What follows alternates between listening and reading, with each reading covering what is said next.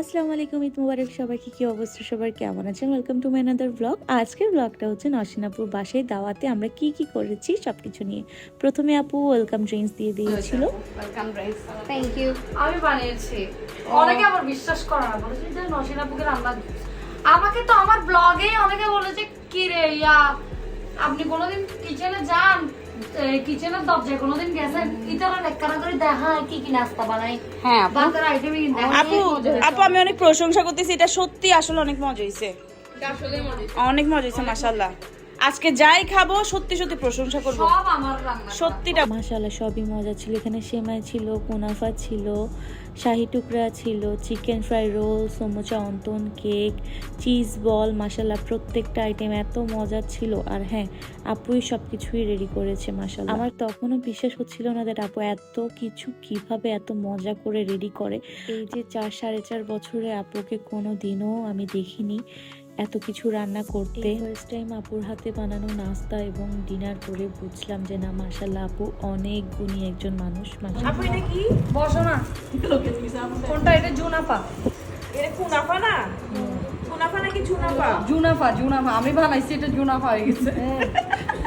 মাশাআল্লাহ আমরা এভাবে থাকলে অনেক মজা করি।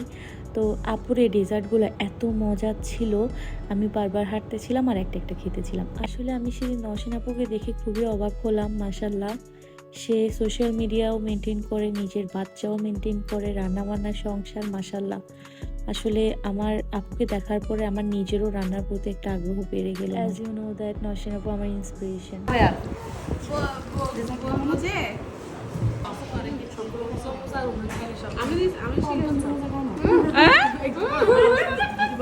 আপনাকে নাকি চিজ বলটা বলে নিসা আপু শিখাইছে? আমার আশেপাশে সব মিথ্যুক দিয়ে ভরা।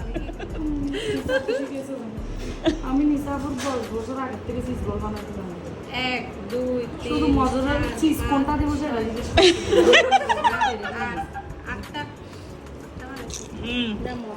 একটা ইন্ট্রো দাও তো আমার ব্লগের জন্য, ব্লগের জন্য। ও নসিন যেগুলো যেগুলো বলছে মজা, আসলে ওগুলো মজা। আর যেগুলো যেগুলো কথা বলে নাই ওগুলোও মজা। এই না আসলে মজা হয়েছে। আসলে মাশাআল্লাহ নওশিন আপু শুধু মেকআপ না, রান্না বান্নাও করতে পারে সুন্দর করে, মজা করে।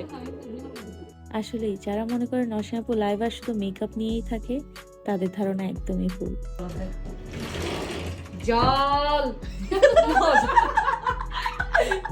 ফাইনালি লাইটটা টিভি যাবে এবার নে।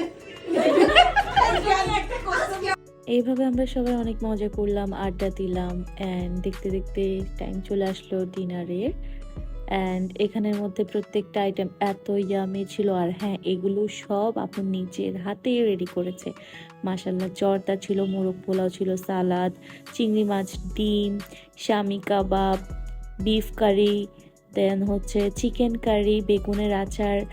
অনেক মজা ছিল প্রত্যেকটা ডিশ। আমার প্রথমে ধারণা ছিল নওশিন আপু লাইভ করে, মেকআপ করে, টুকটাক রান্না বান্না পারে, বাট এত সুন্দর করে, এত ইয়াম্মি করে যে এত কিছু রান্না করতে পারে, এটা আমার জানা ছিল না। Thank you so much Naushin আপুকে ইনভাইট করার জন্য আর মজার মজার খাবার খাওয়ানোর জন্য, তাও আবার নওশিন আপুর হাতে। এরপর আমরা ডিনারের পর ডেজার্ট ট্রাই করি। ডেজার্টটা খুবই মজা ছিল, সবাই মিলে আড্ডা দিতেছিলাম। আর এই যে দেখতে পাচ্ছেন কুক বাই নিসা, আপুর বেস্ট ফ্রেন্ড। এরপর আমরা রিকোয়েস্ট করলাম আমাদের দুলা ভাই শাহানুর আপুর হাজবেন্ডকে একটা গান শোনানোর জন্য। ऐसा लगा तुमसे मिलके अरमां हुए पूरे दिल के हे मेरी जाने वफा मेरी सनम লা লা লা तेरी कसम লা ला ला। बोलेंगे अपना ये हाँ अपना ये वादा रहा है तुमसे ना होंगे जुदा तुमसे मिलके ऐसा लगा तुमसे मिलके अरमां हुए पूरे दिल के हे मेरे जाने वफा খুব সুন্দর হয়েছে মাশাআল্লাহ, খুব সুন্দর। ভাইয়া আমি একটু ওই মিউজিকটা দিছি বুঝছেন, লালালাটা একটু দিছি কারণ ওটা ছিল তো। ওটা ইয়ে তো তোমার এই ডুবেট গান তো।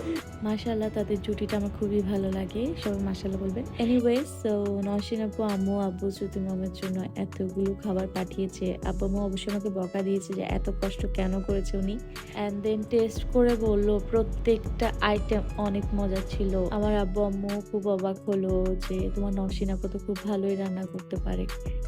যাক মাশাআল্লাহ, তো এভাবে আমাদের সুন্দর একটা দিন যায় নওশিন আপুর বাসায়। Thank you so much Naushin আপুকে আমাদেরকে ইনভাইট করার জন্য। আজ এইটুকুই, সবাই ভালো থাকবেন, সুস্থ থাকবেন, আল্লাহ হাফেজ, বাই বাই।